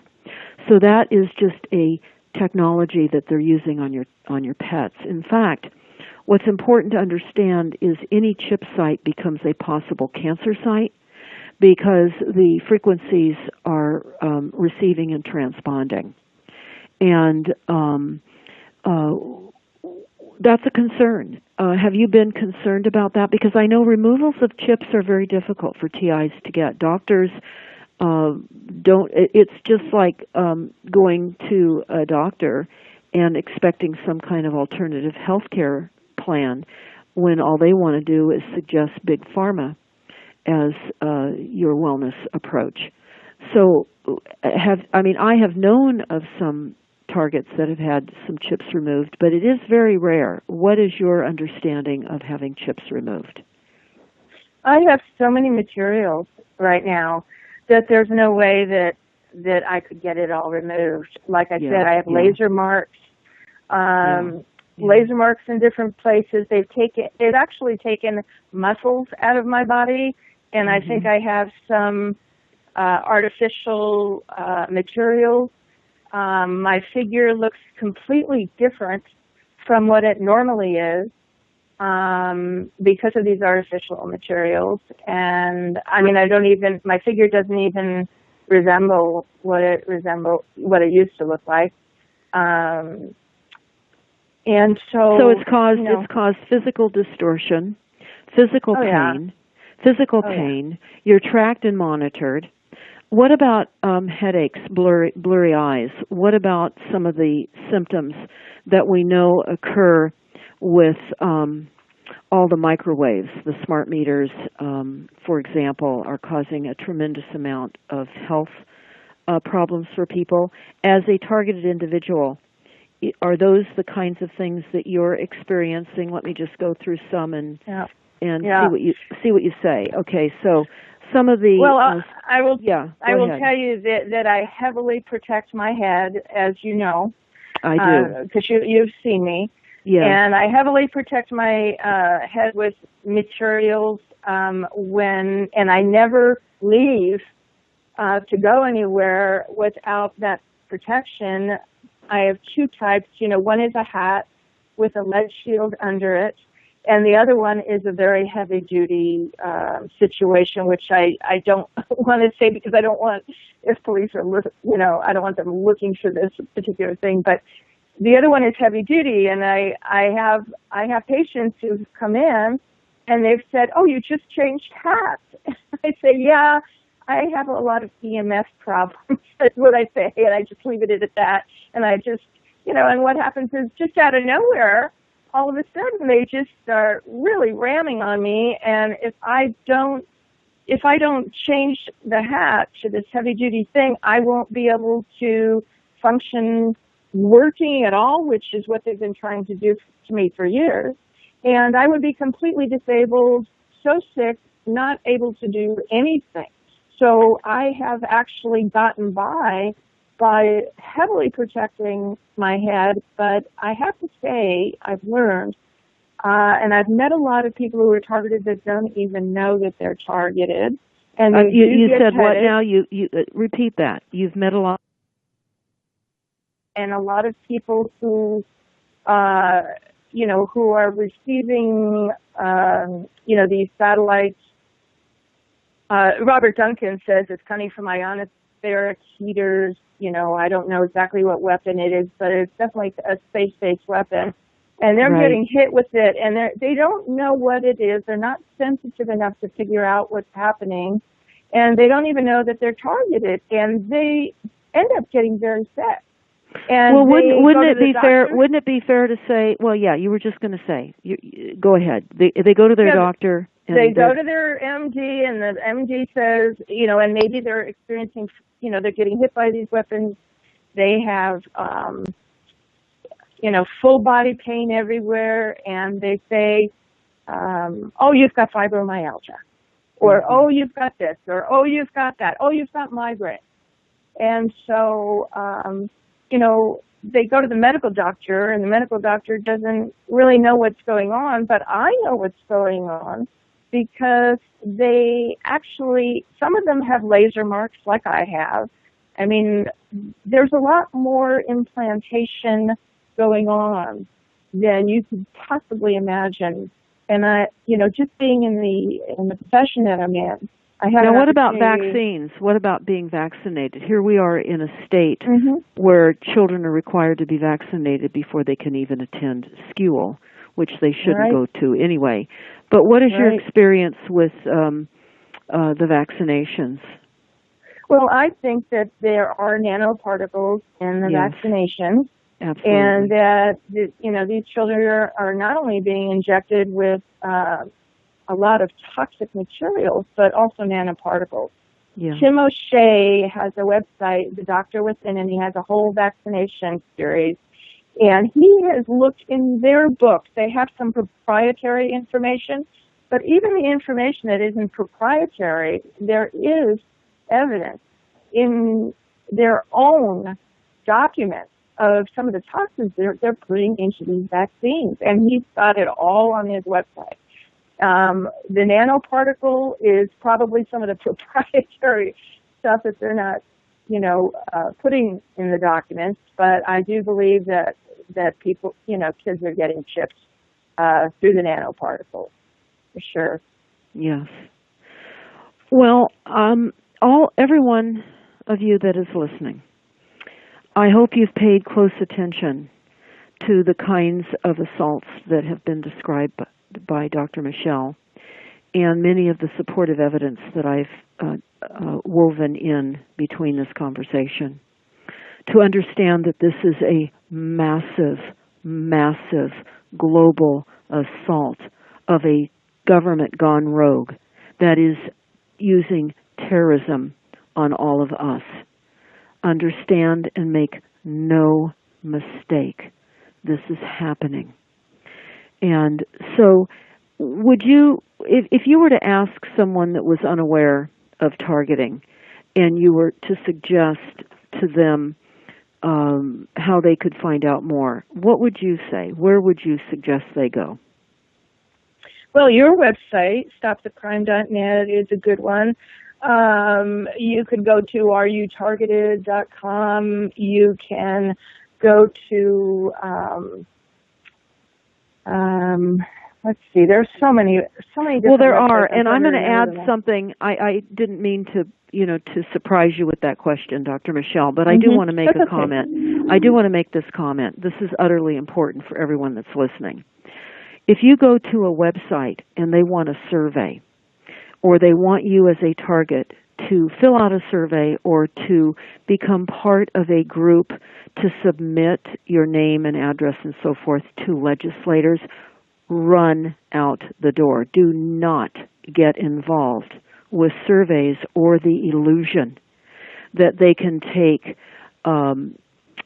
names to a legislator and get some kind of legislative protection for you. We have a government that is rogue. Any surveys that are filled out are simply data collection. Any surveys for anything on anyone, whether you're a target or not, because we all are targets. We are all the enemy. And I would highly recommend that you don't sign yourself over by answering surveys of any kind. So as you're researching some of these realities and you hear about protection devices, be careful. There are many snake oil representatives out there selling all kinds of ways in which targets can protect themselves. Dr. Michelle, what I'm going to be doing, because every Monday at 2 o'clock I'm on the radio with Dr. Bill Deagle.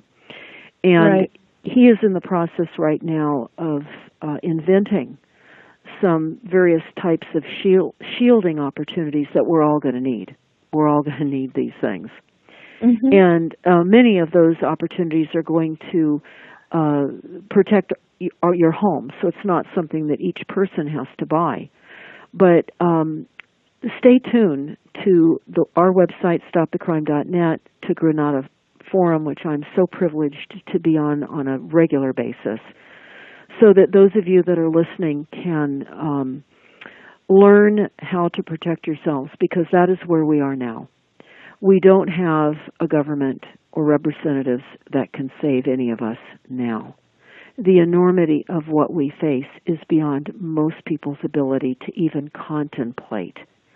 So if you've had a struggle with what you've heard this evening with Dr. Michelle, I can only assure you, and sadly, that what the larger picture holds for all of us is beyond comprehension for most people.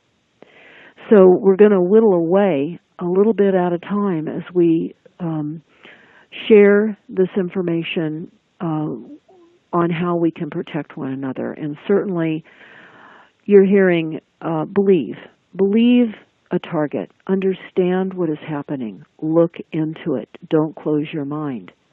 If you find that you're closing your mind, then you've got to question how much of your mind you may even have left. Sadly, that's the case. Diet plays a big part in targeting and health, wouldn't you say, Dr. Michelle? I mean, as far as diet goes, are there things, supplements, food, anything like that helps you to feel better? What might you suggest? Hot baths, cold baths? Well, I'll tell you, the thing that has helped the most is I see, because they've nearly killed me so many times. Really, they have, with the state weapons.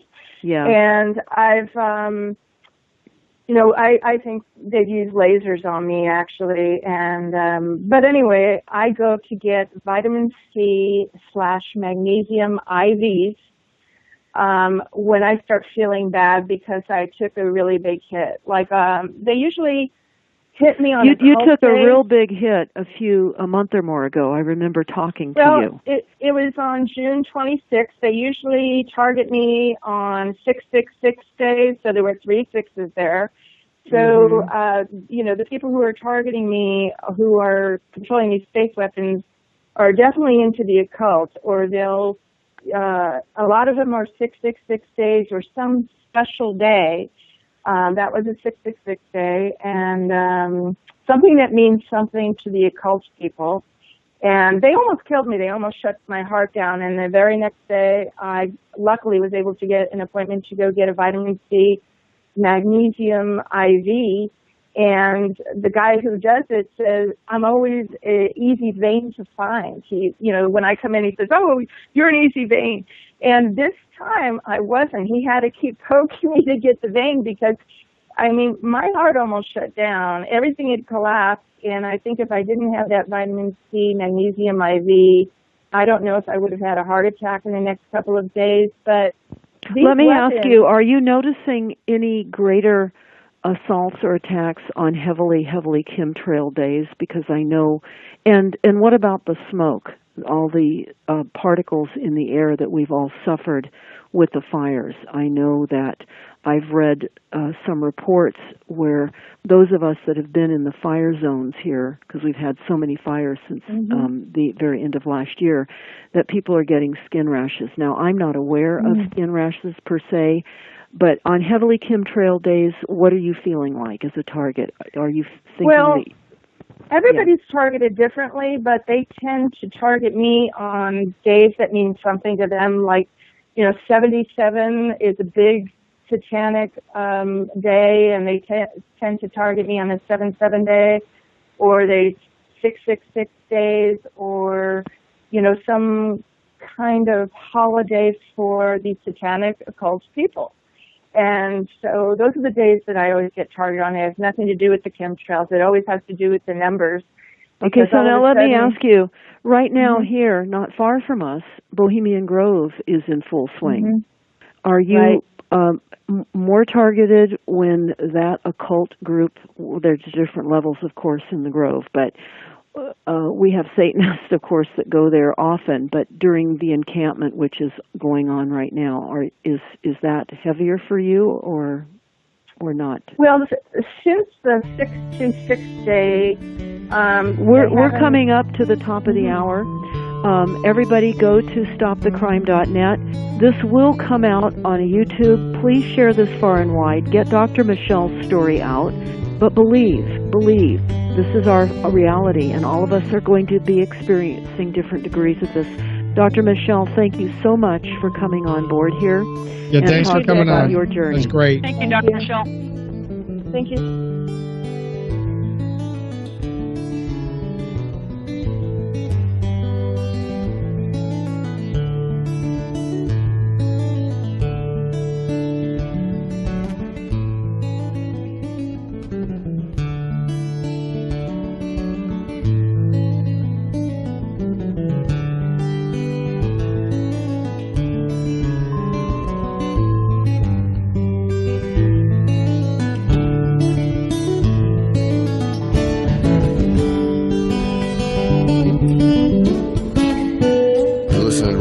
Radio at freedomslips.com, and we'll be right back after this message.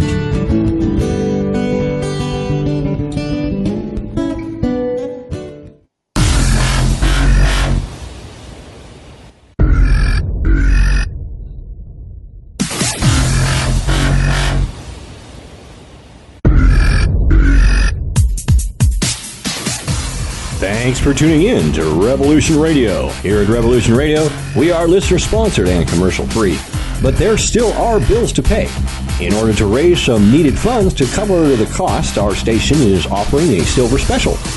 In the continental United States for a $60 donation, or in Alaska, Hawaii, or Canada for a $70 donation, we will send you an uncirculated 2018 1-ounce pure silver Eagle. The $70 donation, the extra 10 is to cover shipping, by the way, outside of the continental United States. When making the donation, you must put Silver Eagle promo in the notes on the donation. And thank you for tuning in to Revolution Radio at revolution.radio and freedomslips.com. Without you, there is no us. Revolution Radio, where information never sleeps. This is the people's war. It is our war. We are the fighters. Fight it then. Fight it with all that is in us. And may God defend the right. Warning! Warning! We gotta stop them! They're gonna kill us all! See how the trouble you've started? Be they the government, be they industry, be they organized labor, be they anyone, or human beings. Time when the operation of the machine